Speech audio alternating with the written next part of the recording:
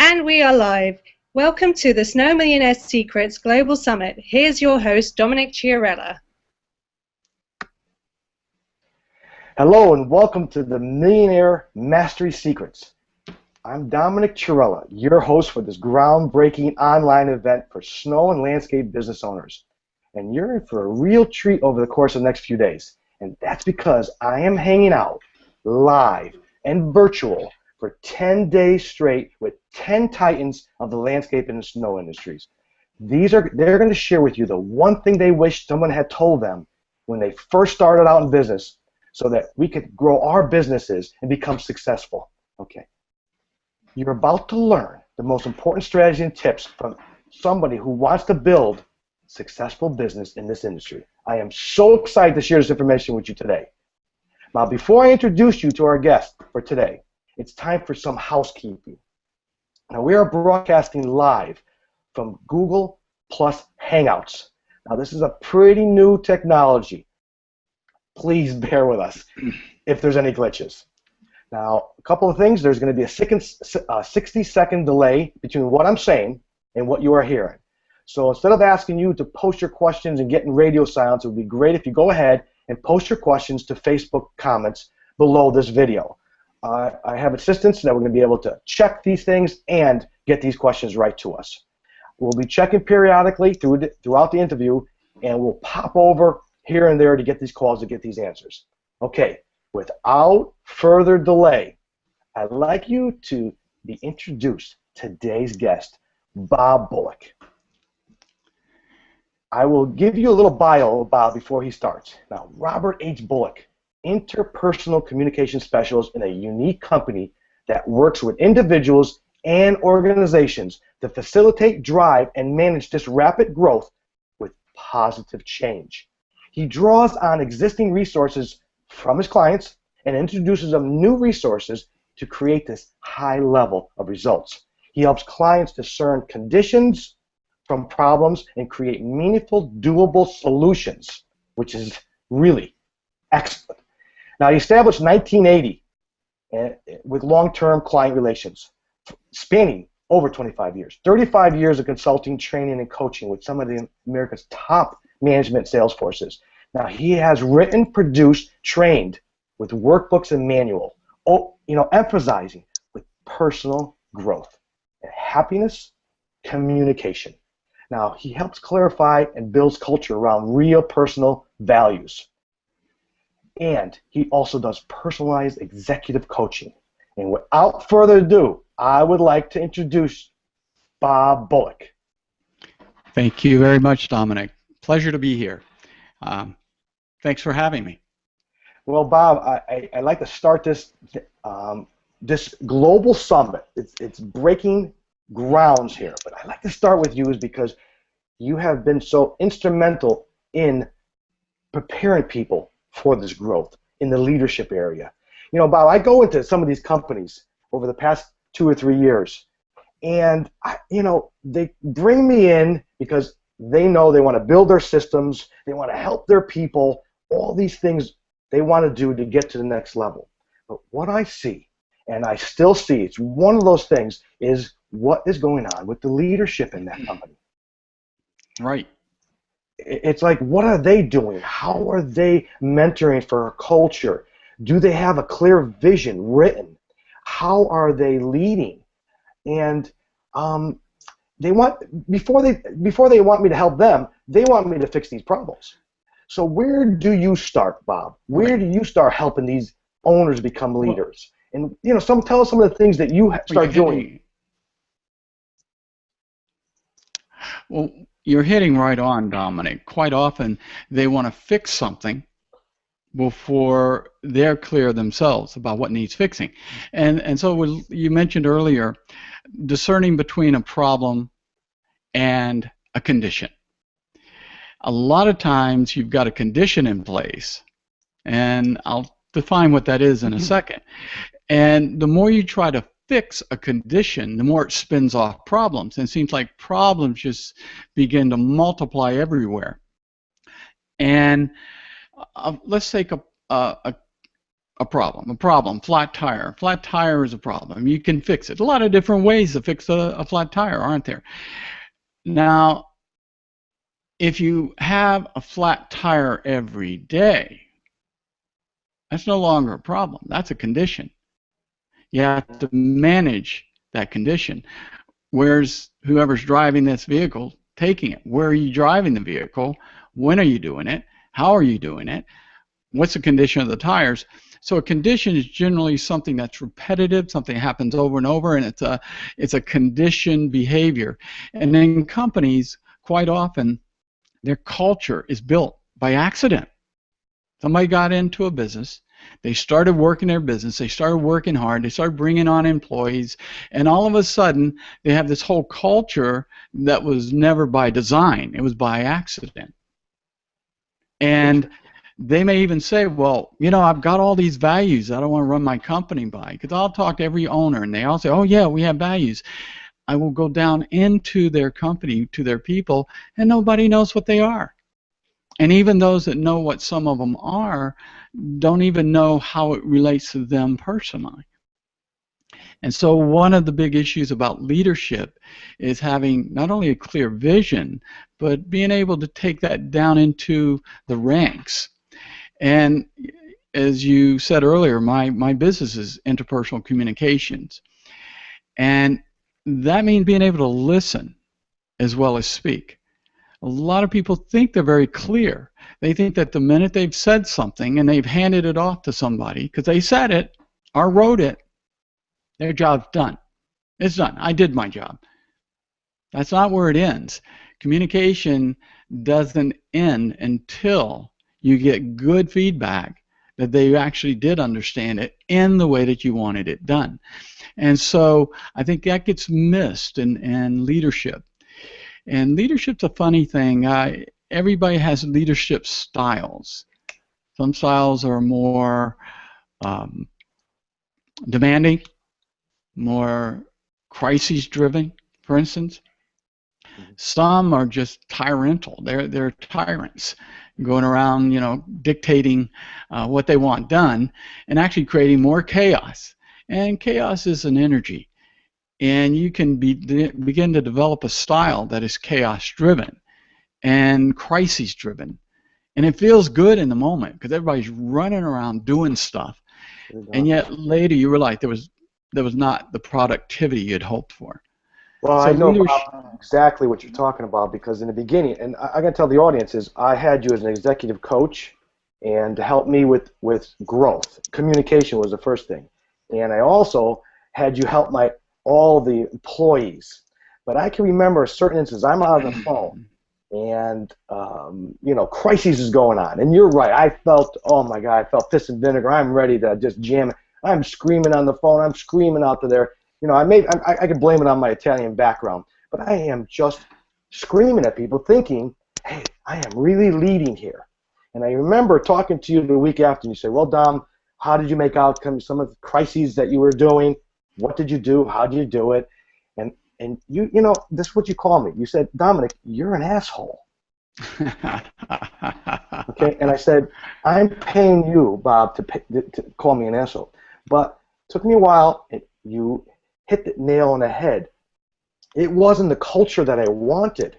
It was something where this is what I always thought was the correct way of doing it.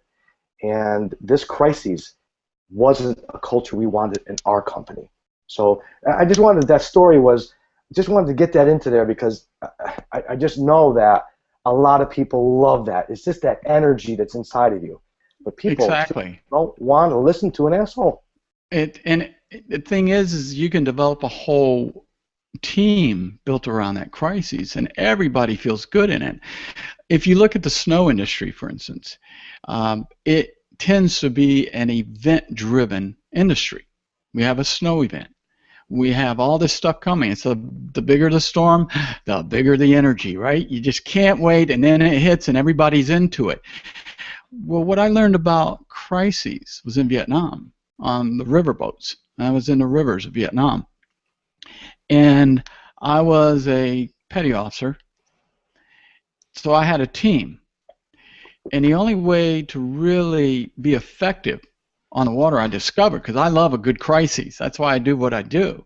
I love a good crisis. It's energizing. Is we had to learn to be functional. And so we would practice all the time. I would run response drills. The guy would just be putting down their tray to eat, and I would run a drill for my team because we had to be on the water within so many seconds. And that's called muscle memory and drilling your people. So the leadership came down to learning how to train people, learning who your people you can rely on are. And they're not always the most obvious.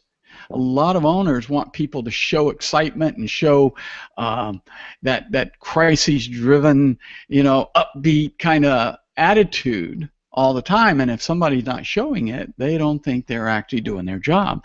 Fact is, you can be very excited and very focused at the same time. You don't have to be jumping around and all over the place. And unfortunately, energy gets scattered when we do that. Okay. So we had to learn how to act as a team, act as one, everybody in their place doing their thing, and it functioned better. We were very, very good. We were a rescue team. And so I find that companies that evolve around events tend to be very crisis-oriented. I've worked a lot with seasonal industries. It could be the hospitality industry in a seasonal area. They do the same thing. So it's not just the snow industry. It also covers food industry, all kinds of areas.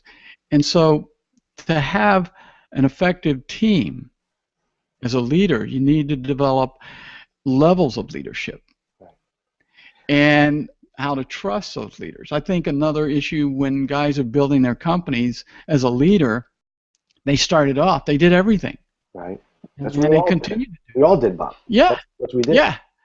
And go ahead. No, I think that also, Bob, when you say trust them, that's important. And also they're going to trust you. And that's right. Some of the things that I reveled in was this trust issue, because later on when our company was just so high level, I mean, just so many things going on and everybody was doing their stuff, I did trust them. I gave them tools. They were held responsible for them. They did a much better job than I would ever do it. But what I was good at was crisis management. And in the beginning, like I told you a story, I screamed. But after myself, I can't be screaming. They're not going to come back to me. I used to do this with my daughters. My daughters, they'd be doing homework with them, and if I was screaming with them, they were not going to come back and say, "Daddy, could you help me with homework anymore?" So I said, "Wait a second, I got to stop screaming." And to this day, after college, they still come to me, and I think that's a culture. And that's that trying to bring people up to that same energy that you recognize. But we did have that energy, though, for both of us in the business part of it, because they knew I was going to say, "Okay, what's the problem? What's the issue? Let's solve that issue now." Because usually it was a client, something with a client, or if it was snow plowing, we took a building down, something minor like that. But solve that problem first.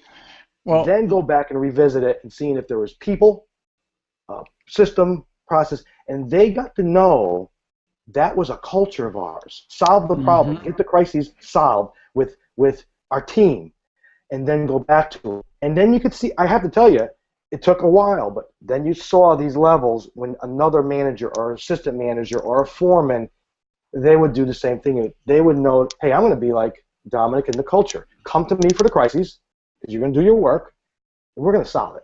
So that's an interesting way of looking at it, Bob. And you said it correctly. Crises behaviors and management is a condition. You can't fix it. You can only manage it. And you said you learned to manage it. And that's correct. So I think a very important thing of a good leader is discerning the difference between a problem and a condition.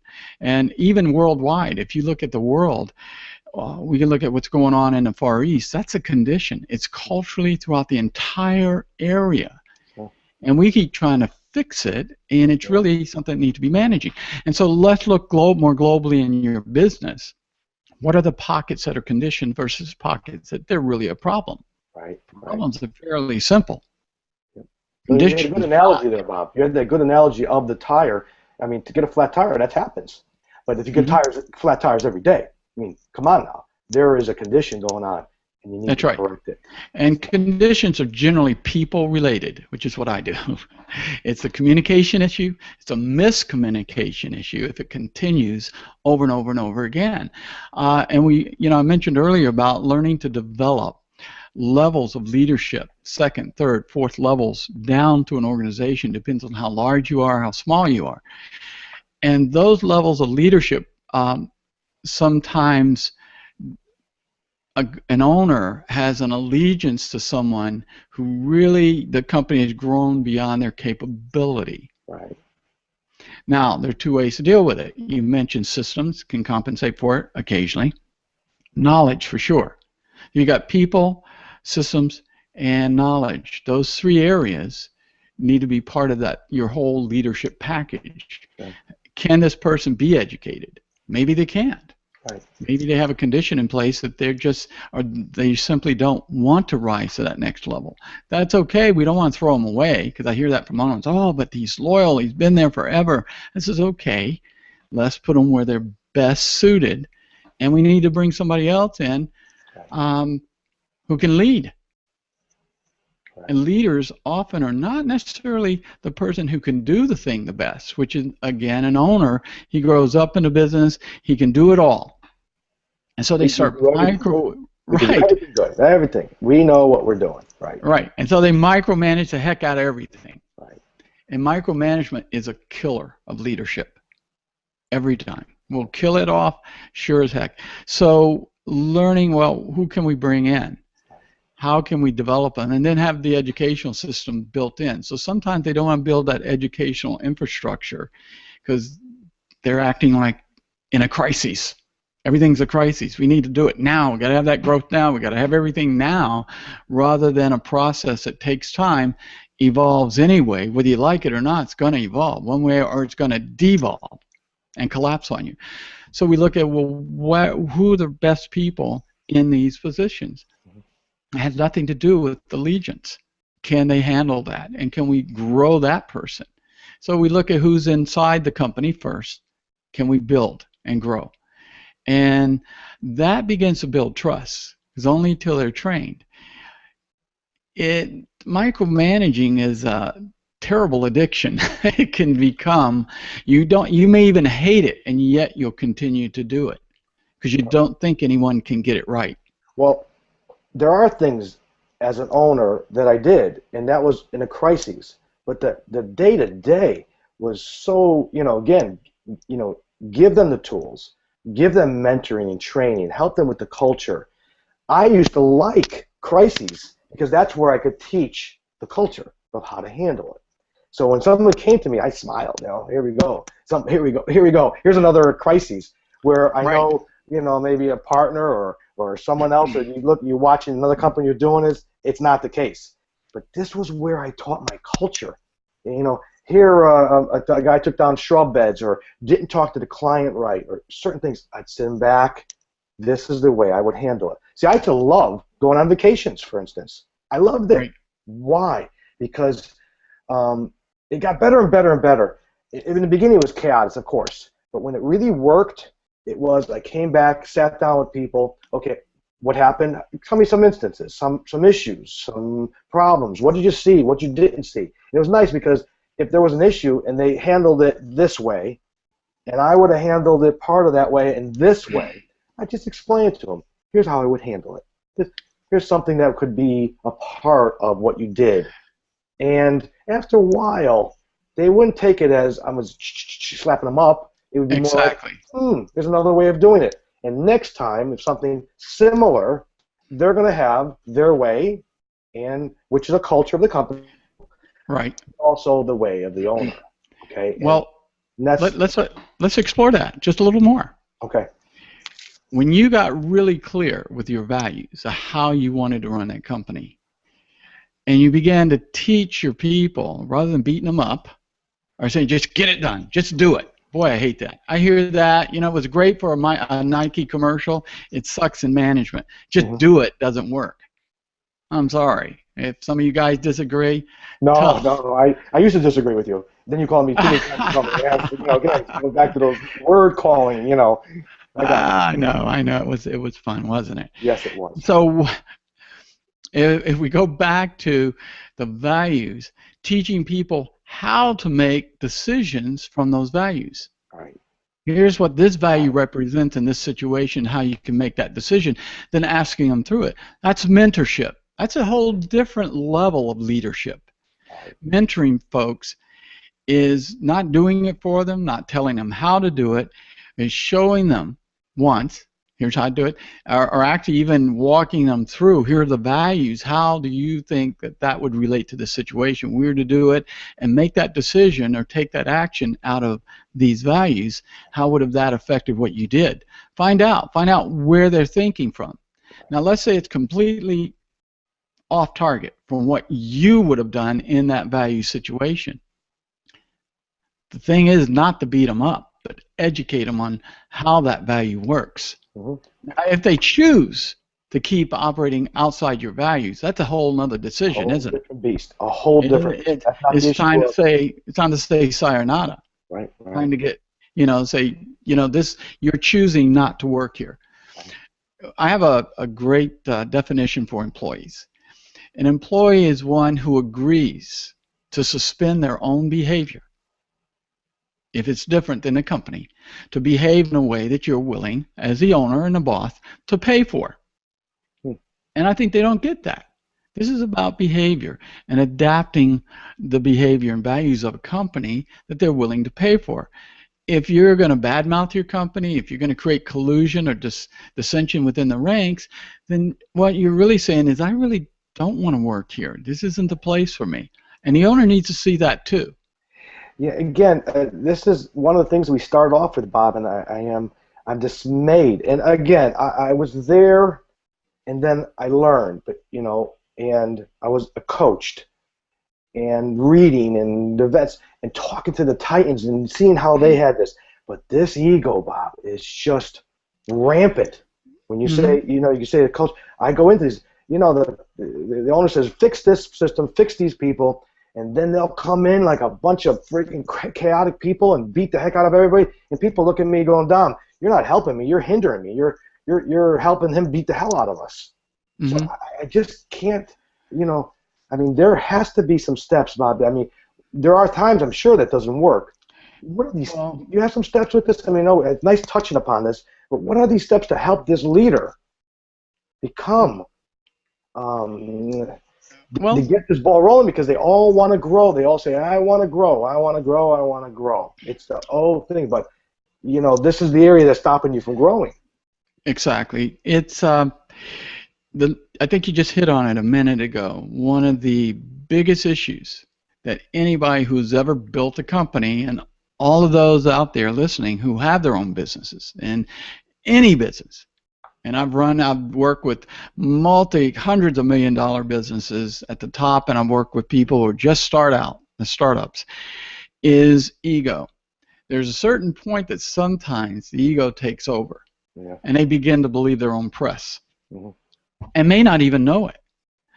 So looking in the mirror and really looking hard at themselves and say, wait a minute, this got me here.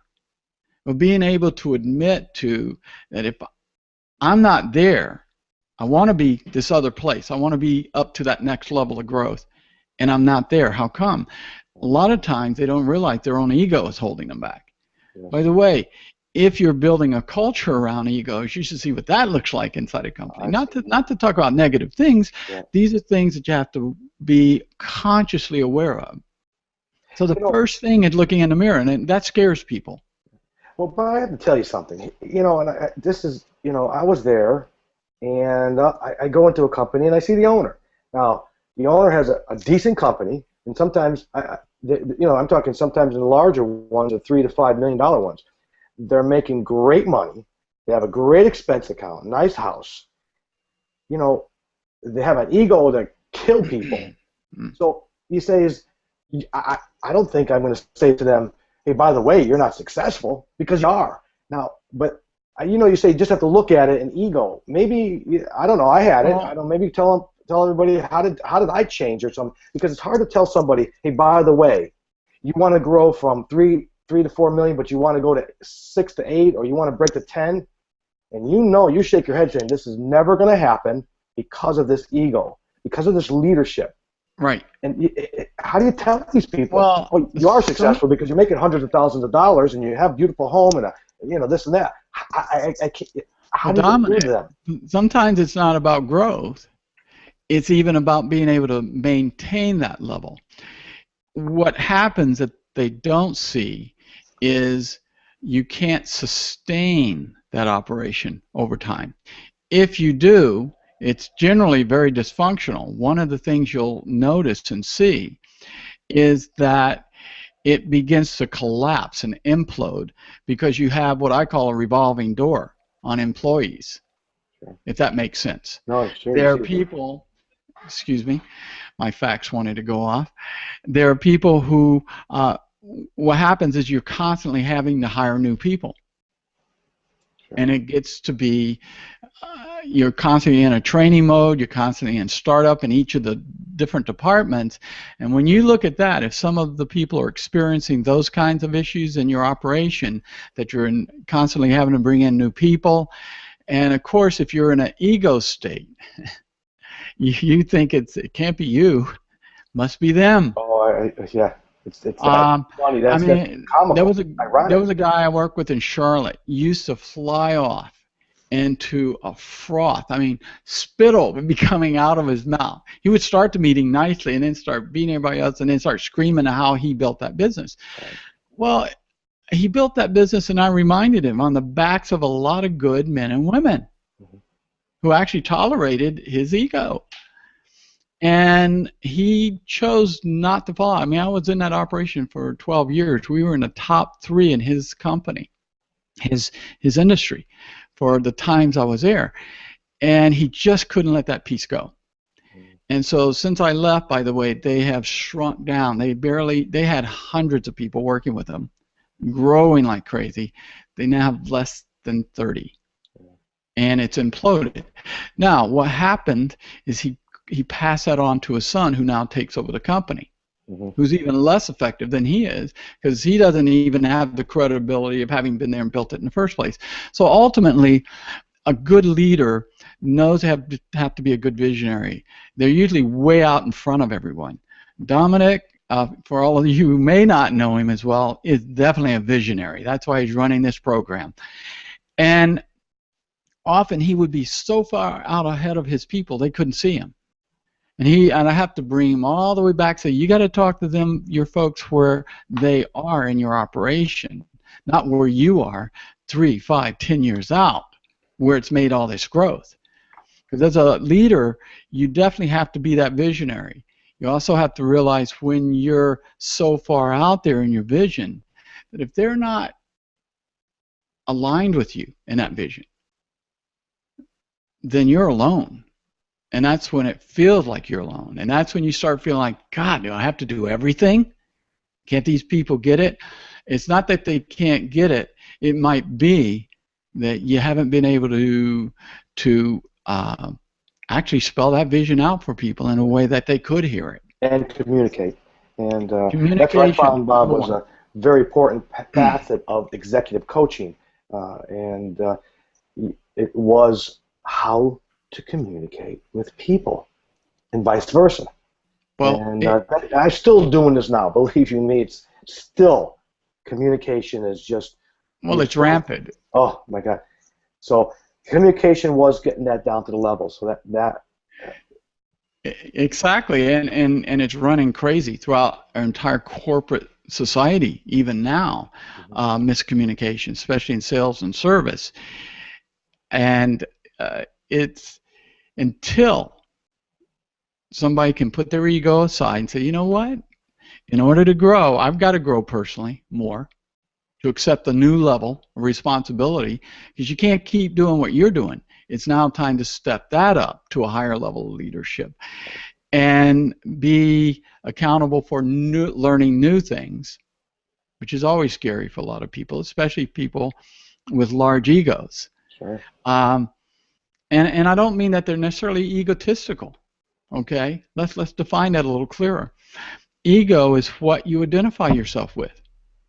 I've run into guys that could identify with being, and I was one of them, by the way. I always worked hard. I was a blue-collar guy for a long time early on in my life, and that's how I saw myself. That's ego. How do you identify yourself? What do you identify yourself with? And your style. And knowing that maybe you have to learn a new style. And people think they're good communicators. It's been, the statistics are out there that shows that up to 98% of what's wrong with a company is unknown to the top 5 levels of management in that company. Right. Because everybody is communicating so poorly all the way up that by the time the upper echelon get what they hear is wrong with the company, they're the silliest, most minute things. And so they're making policy changes and decisions based on these silly things. Right. And all the people down below are going, what, are these people just stupid? Yeah. No, there's a lot of covering your you-know-what all the way up the line to that they never actually hear. Right. Right. Well, you're not working for your client now. You're working for your boss, and you're trying to get that. So your less and less goes up. The trench people know they know what's going on. Absolutely. And then you go to level, and you're going to take this out because you don't want to. What time? It's funny. By the time it gets to the owner, it's watered down and not the issue. So yep. And one of the key things is really listen to your people in the field. Right. Listen to them. If they're complaining, that's one thing, because I know as a business owner myself, I've been there. Don't complain to me. Yeah. If you have a complaint, one of the things that speaking of cultures, when I had a certain amount of employees, they could come to me and complain. They better have 3 solutions, or I won't listen to it. Oh, very good. And they better be written. So that becomes a process within a company. Anybody can complain. It has to be written, and you have to have 3 possible solutions. Even bad solutions are better than none. Well, they usually have good, there are solutions, and they usually have something. Now, here's where ego comes in. If you're the kind of person who, if you didn't think of it, then it can't possibly be any good, then we got a problem. Yeah. Or not even a problem. We have a condition. Yeah, because you're repeating that throughout the organization, and it will feed itself. And so leadership covers a lot of ground, from how you run things and really putting the right folks in place, being able to communicate very clearly to them. And again, it goes back to listening. Okay. You can say to somebody, have I made myself clear? And they'll all say what? Oh yeah, you're very clear. It doesn't end there. There's that's in sales. I call that a little test close. Does that make sense to you? Is that clear? Does that seem logical? That's the first question. If people say yes, second question: in what way is that clear, logical, meaningful for you? And then shut up and listen to the response. And if it's not the way you wanted it, you have to change your message, how you give your message. Right. Not how they listen, because you're not going to change that. That's a condition. You need to manage that until you develop a whole culture built around that. So there are a lot of little things that undermine a company's success. And again, going back to the number one is each leader, are they ready personally for that growth? Often they'll say that they are. And yet when you explore, they want that growth without embracing what it takes to make that growth, have it without growing themselves. They're always picturing it's the systems issues, it's the people issues, and they're not looking at themselves. Bob, that was a very good comment you made about the question. You're in a meeting or you're trying to do a project, and you discuss it with them, and you understand yes and how. That is a good second step. I recall a time that we were in. You were part of our organization. And we were part of education, and you interrupted me, and I learned after a while that you interrupted me for a reason. And I was saying, I'm discussing something, and they didn't get it. So I'm discussing something, and they didn't get it. And I got to about 3 times, you find it, whoop, bam, boom, stop, down. And I knew just to keep quiet, because you got up and you knew that's exactly what you're talking about is, they're not getting it. And I'm just, whether I'm hammering it the same way or I'm not really listening to them or what they're doing so I could tell them another way, but you hit the nail on the head is it's hard for them to understand. And I'm thinking, well, what's going on? Yeah, I'm telling you, how many times I got to tell you? Kind of thing in my mind. Right. But then you got up and started discussing with them. Well, what that was about, Dominic, is when someone's usually telling their thing, and if they've had to repeat it, they're going inside. So they're inwardly focused to what they want done and understood.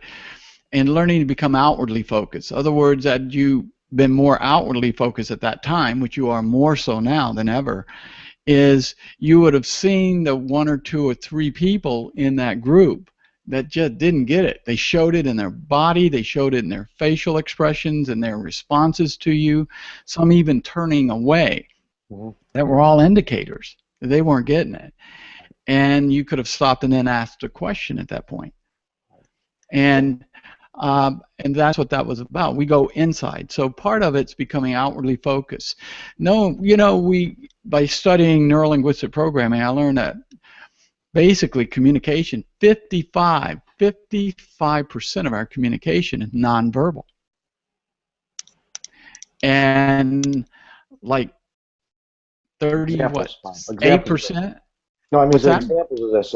Because I do speaking, or you're in front of a new company or something, that you're constantly speaking, and you have the PowerPoints on it.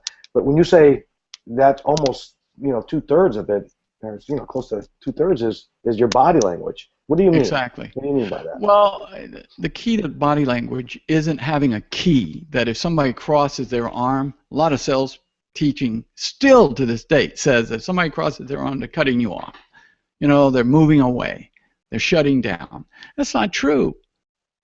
That's your interpretation of it. So the key is not to interpret what you see for others, but to discover what it is. An example would be, a number of years ago, I did a workshop for about 100 women, and it was the Women's Winter Wilderness Workshop. Man, try to say that 5 times fast. And as I'm doing this thing, I'm the only guy there. And you're a handsome guy, Bob. You're a handsome guy, so you must have captivated 100 women. So here I am doing this thing. The first row does it. The second row.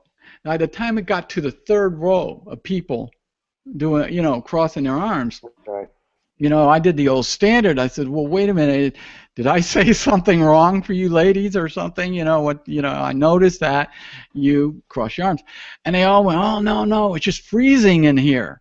We didn't have the heat up high enough. I had a jacket and a tie on. I was warm. I'm moving around back and forth on the stage, and they were just sitting there in the cold.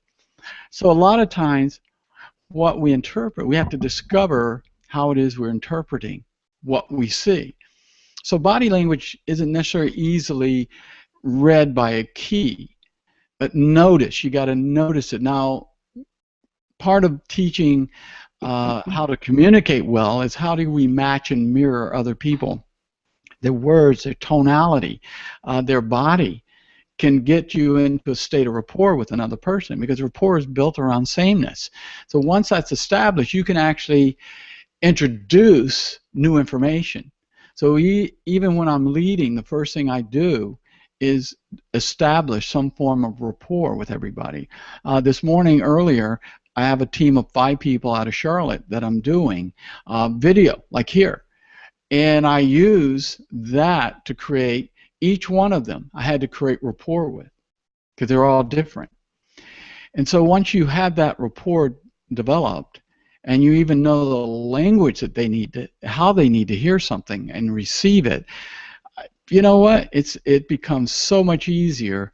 You have a lot more hands-off management, and your leadership gets applied to the more important thing, because now you've got somebody who's aligned with you and can understand you. And a lot of us, sometimes we're fortunate. We get somebody who just gets it, right? If you look at them, you'll discover that they're a lot like yourself, aren't they? So you trust them, and that's what happens. So one of the first things, that I think I suggest to somebody for leadership, There was a good book. I'm trying to think of their author. I'll have to look it up. Is Leadership and Self-Deception, because quite often the higher we go, the more susceptible we are to deceiving ourselves. Sure. That's a crazy sounding thing, isn't it? Well, it's Yet, not, Bob. That's not a crazy, because again, you know, I go into these companies, they're $3 million above, and they're making boatload of money. Now, how dare me say the problems is in your leadership and your culture? That's exactly what you're saying. Exactly. mm-hmm. And you know, I have a list of books I'll be glad to post for you and get to you if you want, and people can start if they don't want to do, if they're not readers, they're recordings. There are a lot of things out there. Personally, I'm a hands-on guy. I'm a belly-to-belly guy. I'm a belly-to-belly sales, and that's how I operate. I don't even take new business generally unless I am highly endorsed, not referred, endorsed in. I get walked in the door, because then the influence and the credibility of the person endorsing me is now aligned with me and the client or the prospect that I'm being introduced to. So I think those are important elements to look at. Right. Well, Bob, later on, is if you could go like into Facebook, these are some good questions and some short books or audio books or some areas. Please later on type in there. I know one of the questions that came through on our thing was exactly that, some leadership books. That's a very, very good question to ask. I actually have another question, young man. Shoot. Who are the best leaders to try and model in our industry? Wow, that's a powerful question. In your industry? Yeah, I may be able to answer some of those things. And so let me try to answer this question. Some of the titans that are going to come on here are exceptional leaders, because not only do you see these leaders, you don't see their egos there. Now, that's not to negate if they're aggressive or they want to grow or they're business-minded, but their ego's not there. They give their people. You see their growth in how they teach. You see them in the industry events where they take the time to talk to somebody. And you could see even the things along the way in the season. For instance, like you say, there's a snow season. Some of them I've seen that they've bought more salt so they could help some of the smaller subcontractors. So those are to start with. Like again, the people that are going to be on here, these men and women have become successful because they were probably mentored. They had their egos in check. They're employee driven. So that's where you can start right off the bat is. And later on, I'll post some names in the book. And Bob, you've done some work with me. I sent some stuff over to you because, again, I know what the issue is, and you know how to solve it. And why not bring in the best when you come in the company? And that's how I do it. So I will post these names later on and make some suggestions. And I don't want to talk out. When I start talking to them, I will ask them. But these are great ways. They're a great start of models for this industry. So. Exactly. And while no model's perfect, none of us are going to be perfect. What we're looking for is how do we create a process that is always in a stage of perfecting. Practice, as we all know, makes permanent, not perfect. Perfect practice makes perfect. I learned that in playing music. I could practice a piece badly, and I could play it badly better than anybody else. So I had to learn how to perform and practice perfectly. And sometimes I had to take a slow start. Other times I had to find a teacher who could help me rise above the limits I had imposed upon myself by my knowledge and experience, for instance, as a musician. I remember going through Chicago and I called ahead. I was in a traveling group. I performed at a very high level. I was a trombonist. And I asked the local union who was the best teacher in town. And they told me, and I called them and set up a spot lesson. And I was having trouble because one of my teeth had gotten crooked. And as my molars came in, they came in late. I was in my 20s. and I couldn't perform without cutting my lip really badly. So I went to him and see if he could help me learn how to, use my instrument better, and he did. It was amazing. I added 3 levels of whole tones to both ends of my horn of notes. I increased my comfortability of being able to perform and play now with the right, mouthpiece on my mouth. Those things make a difference when you have somebody that's been there, Sure. who understands it, and then can walk you through it. Sure. And Well, that's Bob, going to be the key. the thing is, when you look at, I'm going to give some examples. You look at a Tiger Woods, you look at a LeBron James, and you look at, these type of men and women in sports. Mm-hmm. And you always say is these are the top players, and yet they have a coach. Which is a mentor. They have a coach. Why on earth the best people or the best players in the world have that coach? And it's interesting. I don't know. They want to become better, and I think that's what you said is with when you're in the time that your story with the tooth, you didn't know, and maybe it's just so. I don't think people see that. It's like I want to do it myself, Yeah. and you can. Don't get me wrong, you can. It just takes a lot longer. It takes a whole lot longer.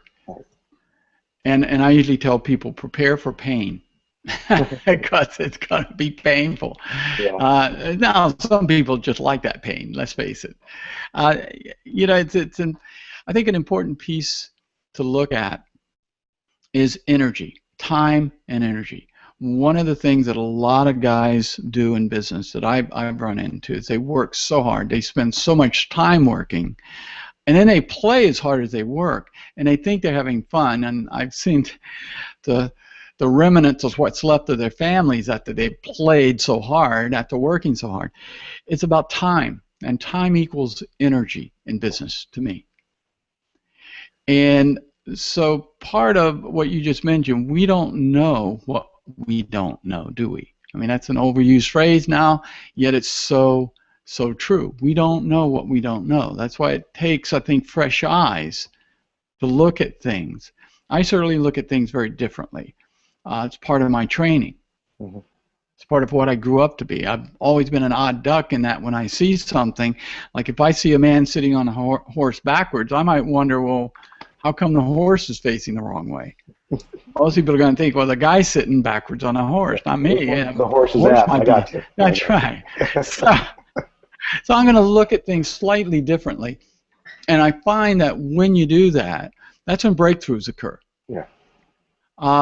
And one of the ways of being able to create an organization that's going to grow is an organization that embraces breakthroughs, that embraces being able to, education, for instance, extremely important. Yeah. One of the difficulties is transitioning as a business owner. Quite often you're the guy that has to do the educationing, to educate your team, because maybe it's not quite there yet. Depends on how large you are. I mean, obviously, as you get larger, you have whole teams, you have an HR department, you have things that can start to take over. That there is a bit of turbulence that occurs in these sections of growth. When a company begins to grow, you're going to run into turbulence because there's things as an owner that they find very difficult to let go of. Or they know that they've got to be the ones to do it. They don't want to do it, yet it's part of the growth process. Once you have taught someone and you pass that on to them, again, mentoring more important than just instructing.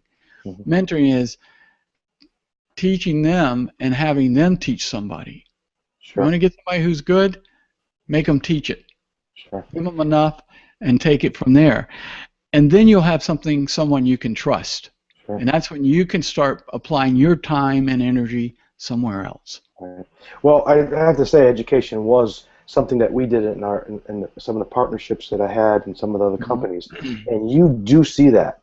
And here's a suggestion that I did, and it worked for me, was when you started an education about flows or about systems, I even had education about positions so people understood what their position was in theirs. I always started with culture. Here is our values, and here's how we live these values. If there was an example that happened that was recent in people's minds, I would suggest it. So I always started my education. These are our 5 values. And I know sometimes it started getting funny. Okay, here comes Dominic again, as we're a service, client. And we use systems and we value. It was where we made decisions, because here was an example, and then you said here's those values, because when I wasn't there was when those values needed to be there, and I wasn't expecting 100% like they're going to act like me. But if they got pretty close, they get up there to around that 60-70%. I'm okay with it, because that's good right. culture. That's right, and the values are your stand-in when you're not there. Yet every time somebody puts an issue on the table, though, it's hard to do, because you think it's a waste of time. God, do we have to waste time doing this? Here's the answer. Say, well, let's walk through it. Let's put our values and how you want to deal with this issue. If we have our values on the table, you'll find that they get faster and faster and faster at dealing with those problems. And that's what starts to create more of a balance within your company, within yourself. It starts freeing you up, because your values now are the icon that represent you when you're not there. Until that permeates your entire company, though, there's going to be all kinds of things, sabotaging behaviors. Now, do people do that on purpose? Not necessarily. It's been said that most people try to recreate their family dynamics in the workplace, and they absolutely do. Now, let's take a family-owned business, closely held company. It's even worse, because if that family's dysfunctional, you can only imagine what happens. And then they hire dysfunctional people.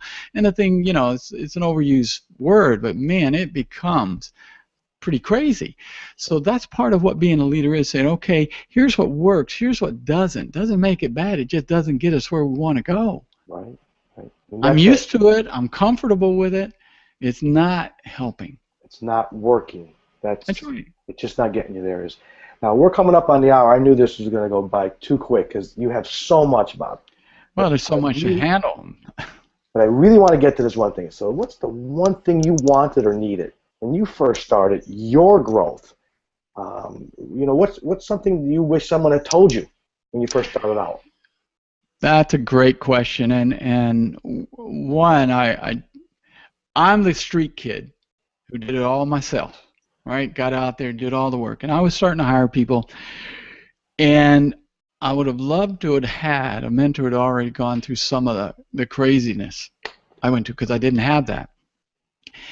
I remember hiring a PhD and another person with their master's degree, thinking that they could compensate for some things that I thought I needed, because I had a huge account. It was an international account. We're talking about, it's $1 billion company, and they begged me to take this company on. And they're smart. They've been to college. They've got their degrees, and unfortunately, they were horrible. Probably had a mentor or a group, so I'm sure some of these guys listening may belong to some of those kinds of groups, mentoring groups, young entrepreneurs or millionaires and things like that. A lot of groups out there now. That is so important. If you don't have somebody else that you're willing to listen to, and that was crucial. And so it did take me a little longer than I would have liked to have had it. I went through a lot of bumps and scrapes and growth. I grew big, grew small. I went through all those stages, and I finally found what worked best for me and what's going to do the most for me, where I can be most effective for others. And that was very important, because I don't like to work unless I can see that there can be a positive impact. Because I believe every person we touch, we ought to leave them better off than how we found them, even if for a few seconds. And I live by that. And one of my mentors that I did eventually have gave me this. And last year on my birthday, my son actually put a Facebook post about it, and because I passed it on to him. And it's never, ever underestimate the effect of what you do and say upon others. And this is a guy who was a fabulous businessman. He grew an organization to the top in his industry, and he had a culture that could sustain it whether he was there or not. And he didn't have to be the big wig. He came in polo shirts and sneakers and ran a high-end white-collar business, and everybody respected him.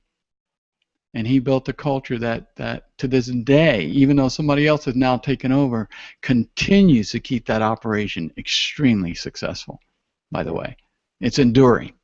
And that's what good values and creating an organization that is built on those values from the top to the bottom does. And that's what you see in companies now. When you go to these events and you go, how could this guy do it? How could this woman do it? And they have endearing values, and that's probably what they do now. They're just the visionary, they're the leaders, and their people manage it. They have their values, of course, but it's just, you see that, Bob. And most of them have had somebody at some point take them under their wing. Yeah. Well, you can even have not so great people succeed, by the way. Justin Bieber's a perfect example. He had a great mentor. He just has, he just needs to grow up. It's again, we go back to what's the foundation of the operation, what's the vision, and the goals. Right. Now, I appreciate you having me on here today, Dominic. It's getting short. Yes. Well, I just want to thank you very much, Bob, for coming on to this. My pleasure. This groundbreaking. I mean, this is something we're using new technologies to get people into their homes. So this way they can stop their work and do what they could do. They can watch this and get something out. I know they got a whole lot of value today by listening to yours. Now, there is a bunch of questions that were coming through, and some of them you were even actually answering. Sometimes I asked it. I just want to tell the audience that you're going to go into Facebook. We'll list those questions, some of the questions that they have, and we'll answer them when we're in there. And also we'll put in there, Bob. For instance, if you want to talk to Bob more, Bob, how could someone get a hold of you? What are some of the ways that they could do that? Well, they can email. Well, first of all, you can call me. My phone is 401-855-2060. That's 401-855-2060. They can text me at that number if they wish. Be glad to spend a few minutes talking with anybody if they have some questions, and not going to send you a bill or anything. And you can email me at R as in Robert, H, B as in Buffalo, I, C as in cat, S at robertbullock.com. We'll put that inside our stuff. This way they have it just in case over here. You bet. So if you want to get a hold of me, also you look down at the bottom. I have some links there also, emails, calls, book some time with me. The same thing is I want to be able to help the people on the audience because there's a lot of good questions still. So we'll get back on the Facebook. We'll utilize this technology to get this. And I have to say it's been excellent today. And the Snow Millionaire Secrets today was incredible. So I also tomorrow I want to tell you there's a third generation man that's coming on. One of the largest in the country is Frank Mariani Jr. And here's what you're talking about, Bob, is how does he still have the same culture, where he's going. This is going to be a great, great time tomorrow. So I want to thank the audience. I want to thank you, Bob, in particular, and from myself and my team. Thank you very much. Ciao, ciao. Bye. Thanks for having me kick it off. Good luck.